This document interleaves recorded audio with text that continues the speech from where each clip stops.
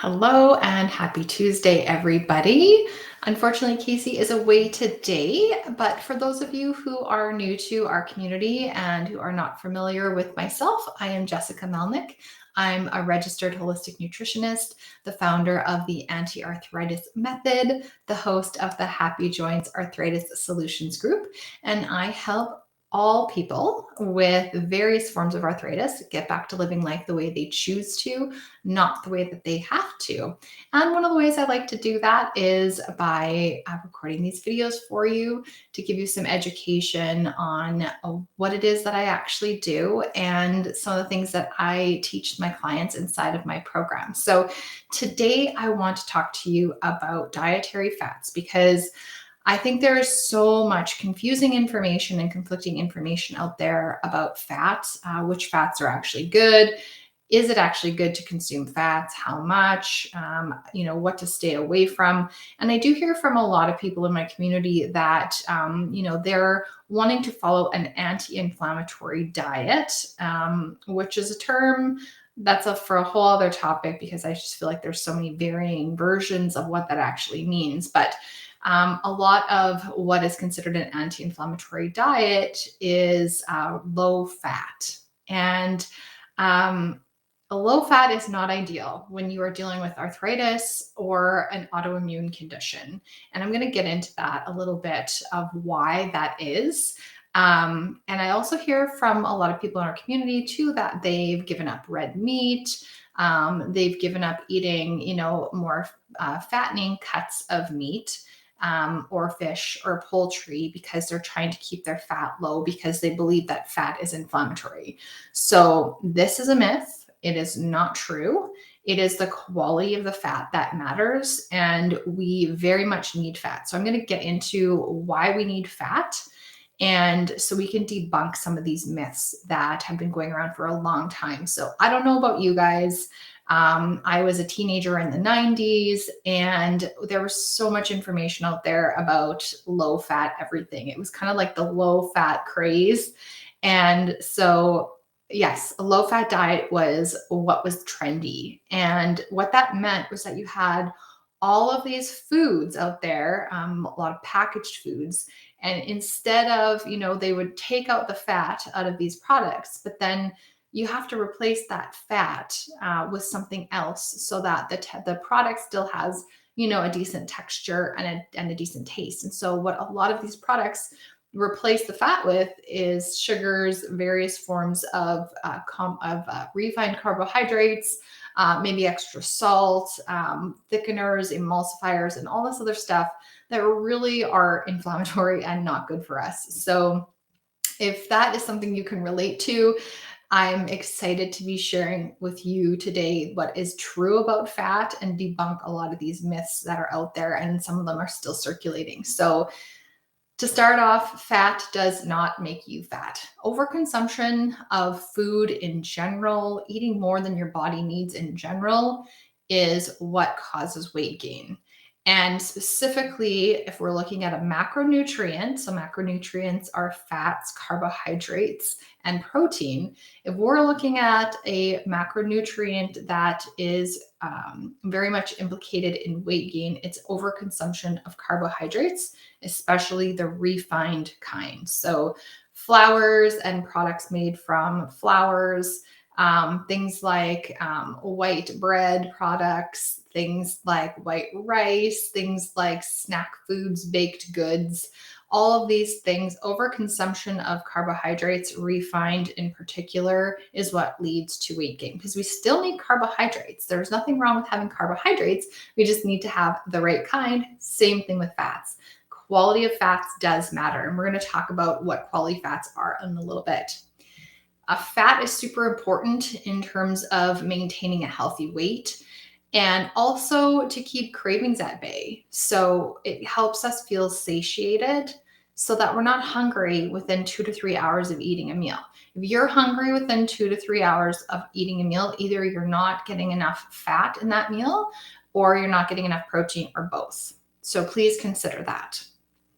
Fat also provides a lot of much needed nutrients that we need. So omega-3 fatty acids, which are very anti-inflammatory, And so if you have active pain in your body, like joint pain, if you have arthritis, you need omega-3 fatty acids to help bring that pain and inflammation down.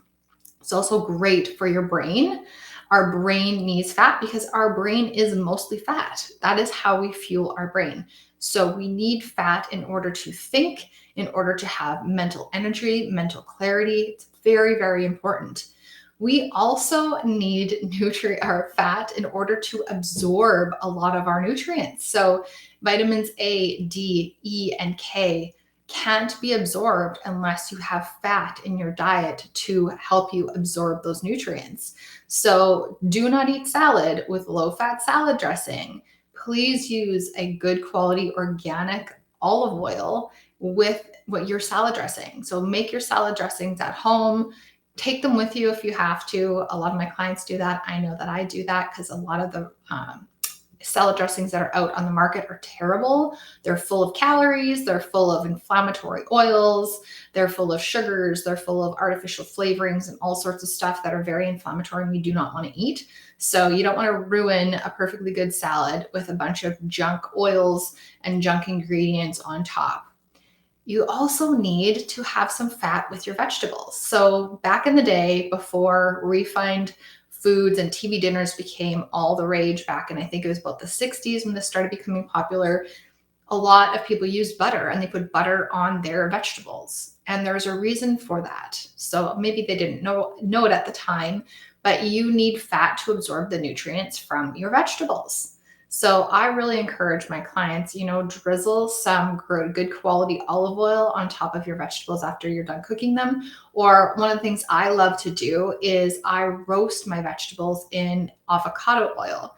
Avocado oil is great for cooking because it has a really high smoke point, higher than olive oil. And so that you can cook things at a higher heat, like 375 to 425, and it doesn't degrade the oil and make it toxic. It still stays as a healthy fat and it makes your vegetables taste that much more delicious. So those are two things that I highly, highly recommend so that you're actually absorbing the nutrients from the vegetables that you're eating. And also, I don't know about you guys, but I don't want to eat plain steamed vegetables. That's really, really boring. And I think there's so many ways that we've prepared vegetables. Maybe our moms did, or our dads, or our caregivers prepared for us vegetables in a way that was just awful when we were younger. And I think that's what causes some people to just be so, ugh, I don't like vegetables, they're awful. It's because they weren't cooked properly. So do yourself a favor, try some new ways of cooking vegetables. And if they're cooked properly, they do actually taste great. And there's got to be at least 3 vegetables out there that you will actually enjoy eating and not feel like you're eating it because you have to. So trust me on this. Also, when we are eating a low-fat diet, that can lead to a lot of nutrient deficiencies. Like I was saying, we need fat to absorb nutrients from our foods, like vegetables that we're eating. It also leads to more hunger, which can lead to more cravings, which can lead to unhealthy binges, which can create weight gain and just create this vicious cycle if we are trying to eat low fat and low calorie. So in order to lose weight, having enough fat in your diet is very, very important. So again, fat does not cause weight gain on its own. It is necessary to keep your hunger at bay and to have really healthy metabolic processes and to absorb nutrients in your body. We want to look at, if you're looking to lose weight, we want to look at reducing your consumption of carbohydrates, specifically refined carbohydrates. Fat is not the enemy, fat is our friend. So let's talk about some fats to avoid and why we want to do that. So I imagine some of you also have grown up or lived through a time where margarine was all the rage and butter was considered terrible and it was super unhealthy. Butter was full of saturated fat. You were told saturated fat is bad. Saturated fat causes clogged arteries, high cholesterol, and heart attacks. I lived through that generation. And now, thankfully, we're learning that that was very, very wrong. So saturated fat itself does not clog arteries and cause heart disease. Refined carbohydrates are the culprit of creating high cholesterol and arterial plaques. So let's look at saturated fat for a moment. Saturated fat is not all bad. So what I recommend for my clients and what I do myself is that you are going to buy food. So if you're buying like animal products, you want to get the best quality that you can afford. So you want to look at buying things like organic meat, wild caught fish, not farmed fish. You're going to want to eat grass-fed and grass-finished beef, which has really great high quality fat. It's high in omega-3 fatty acids because of what it's eating, and that's going to decrease your inflammation. So let's say you're eating a higher cut or higher fat cut of a grass-fed, grass-finished cow or beef, and you're having, let's say, a ribeye, for example. That ribeye is still going to be leaner than, let's say, a corn-fed or a grain-fed a piece of meat, but it's also going to have really good anti-inflammatory fat in it as well. I know that sounds kind of counterintuitive, but it's true. So you do not need to give up eating meat or even like skin on chicken. If you have a good pasture-raised organic chicken, that fat is fine to eat. You don't have to get rid of all the fat and only eat skinless chicken breast, skinless, boneless chicken breasts and chicken thighs. You can have some of that fat. And when you roast a chicken and you have that fat that just kind of renders itself into the meat, it makes it taste great. And it's also good for you. So saturated fat, like I said, fat has a lot of good things that we need. It's only bad for us if it's like conventionally, commercially, factory farmed and has inflammatory, and it has inflammatory properties in the fat itself. So when it comes to meat and poultry and fish, you're wanting to look for really good quality. So grass-fed, grass-finished, and you're also looking at organic and pasture-raised. So fat itself, saturated fat, it's not bad. So it's the quality of the meat that you really, really want to focus on. So let's go back to the whole margarine thing and the whole inflammatory oils thing. So margarine would be considered, oh gosh, like a trans fat. It's like a created fat. It's partially hydrogenated. So it's chemically hydrogenated, which is completely unnatural and super unhealthy for us. So if we want to look at things that are going to harm our heart, we want to look at things like trans fats and hydrogenated oils. It does not occur naturally. So we are looking at inflammatory oils such as various forms of vegetable oils. So canola oils. We're looking at things like soy oil, soybean oil. We're looking at things like sunflower oil, safflower oil. And the reason why these things are inflammatory is because they are often extracted at really high heats or chemically processed. And so by the time we get them, they're already rancid. So they're already toxic by the time that we get them and inflammatory. And then a lot of these oils are often used for frying, and frying itself with these oils is very, very inflammatory.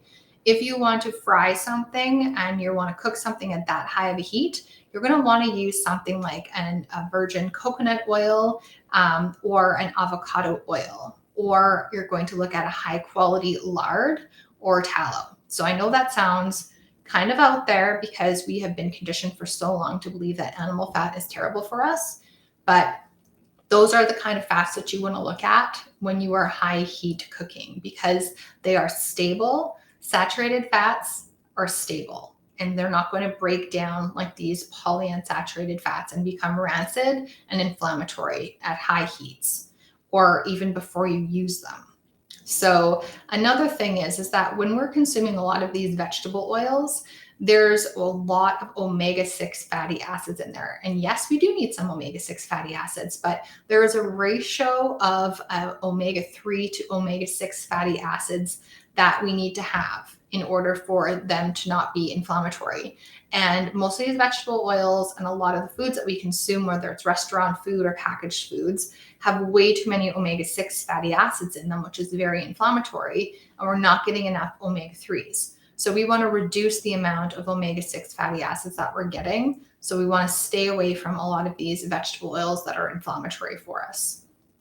So Examples of bad polyunsaturated fats are things like fried foods, chips, French fries, baked goods that you get at restaurants, that you get that are packaged, sometimes depending on the bakery and what they use, and the quality of the oils that they use, you might not know. So canola oil, sunflower oil, safflower oil, soybean oil, peanut oil, you know, vegetable oil, vegetable shortening, margarines, spray butters, most cooking sprays as well, vegan butters. We want to stay away from all of those things. They're very inflammatory. Let's look at some good polyunsaturated fats. So extra virgin olive oil, avocado oil, walnuts, sunflower seeds themselves are a good form. It's when you get the highly processed extracted oils where they can be inflammatory. Sesame seeds, pecans, salmon, mackerel, almonds, tuna. And again, when it comes to fish, you want to look at wild caught and sustainable as well for a better quality. So it's not only better for you, it's also better for the environment if that's something you care about. And let's look at bad quality saturated fats. So again, conventionally raised and commercially raised meat and poultry, farmed fish, those don't have good quality saturated fats in them. And again, chips, deep fried foods, French fries, carnival foods, baked goods, all those things. The process of frying food can be very inflammatory. So even if you're using, let's say, like a coconut oil or an avocado oil, I don't recommend eating those things very often because those fats at that high heat can start to break down. But once in a while, if you're using a good high quality, high smoke point oil, that is okay in moderation. So the quality of the fat, again, is what really, really counts, and that's really important. So let's focus on some of the fats that are really good for you that you want to focus on eating. So again, extra virgin olive oil, preferably organic. You want to drizzle that on vegetables. You want to use that for salad dressings. You can use it for moderate heat cooking as well. Coconut oil is a saturated fat. It's got some medium chain triglycerides in there. They are different than the typical saturated fat. It's good for us. It's good for our brain health and a multitude of other things. So coconut oil is also great for higher heat cooking.